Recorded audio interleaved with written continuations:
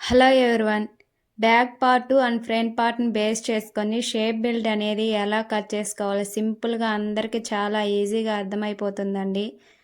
కొంతమంది వచ్చి మెజర్మెంట్ బ్లౌజ్ని ప్రకారం కట్ చేస్తూ ఉంటారు. అలా వచ్చేసి సైడ్ జాయింట్ చేసేటప్పుడు హెచ్చు తగ్గులు వస్తుందండి. అలా కట్ చేసినప్పుడు ఇలా బ్యాక్ పార్ట్ ఫ్రంట్ పార్ట్ని బేస్ చేసుకొని షేప్ బెల్ట్ అనేది కట్ చేసుకుంటే చాలా బాగా సెట్ అయిపోతుంది అనమాట. సైడ్ జాయింట్ దగ్గర కూడా హెచ్చు తగ్గులు అనేవి రావు. ఇక్కడ చూపిస్తున్నాను కదా, చూడండి టేప్ అనేది మనం ఇలా పెట్టుకొని షేప్ క్రాస్ ఇస్తాం కదా, అక్కడికి వచ్చేసి చూడండి నేను 1/2 ఇంచ్ పైకి అనేది పెట్టుకున్నాను.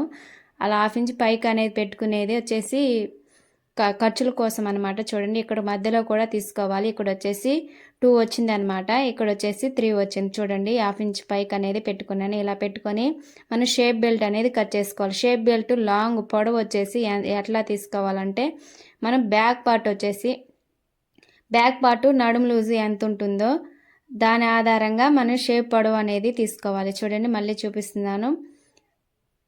బ్యాక్ పార్ట్ని బేస్ చేసుకొని చూడండి ఇక్కడ వచ్చేసి బ్యాక్ పార్ట్ పొడవు ఎంత ఉందో చూసుకున్నాను. 11 వచ్చింది కదా, ఆ 11 వచ్చేసి ఇక్కడ పెట్టేశాను. ఇక్కడ వచ్చేసి షేప్ మనం ఉక్స్ పట్టి కాజా పట్టి దగ్గర వచ్చేసి 4 వచ్చింది. ఇక్కడ కింద వచ్చేసి 2 పెట్టాను అనమాట. 2 షేప్ రౌండ్ తిరుగుతుంది కదా, అక్కడ వచ్చేసి 2 వచ్చింది. సైడ్ జాయింట్ దగ్గర 3 వచ్చింది అనమాట. చూడండి ఇంతేనండి, చాలా ఈజీ అండి. ఇలా పెట్టుకొని కట్ చేసుకుంటే మనం సైడ్ జాయిన్ చేసేటప్పుడు హెచ్చు తగ్గులు అనేవి రావు అనమాట. ఇలా కట్ చేసుకుంటే మనం అదే మెజర్మెంట్ బ్లౌజ్ని బట్టి కట్ చేసుకున్నాం అనుకోండి, హెచ్చు తగ్గులు వస్తాయి అనమాట సంకలో జాయింట్స్ దగ్గర. ఈ వీడియో నచ్చితే లైక్ చేయండి అండ్ సబ్స్క్రైబ్ చేసుకోండి. కొత్తగా చూసే వాళ్ళైతే మన ఛానల్ని ఒకసారి వీడియోస్ చూసి వీడియోస్ నచ్చితేనే లైక్ చేయండి అండ్ సబ్స్క్రైబ్ చేసుకోండి. ఈ షార్ట్ వీడియోలో అర్థం కాకపోతే లాంగ్ వీడియో కూడా పోస్ట్ చేస్తానండి. దాంట్లో వివరంగా చాలా స్పష్టంగా చెప్తాను. కొత్తగా కుట్టే వాళ్ళు కూడా చాలా ఈజీగా కట్ చేయొచ్చు. Tata, see you next video, bye.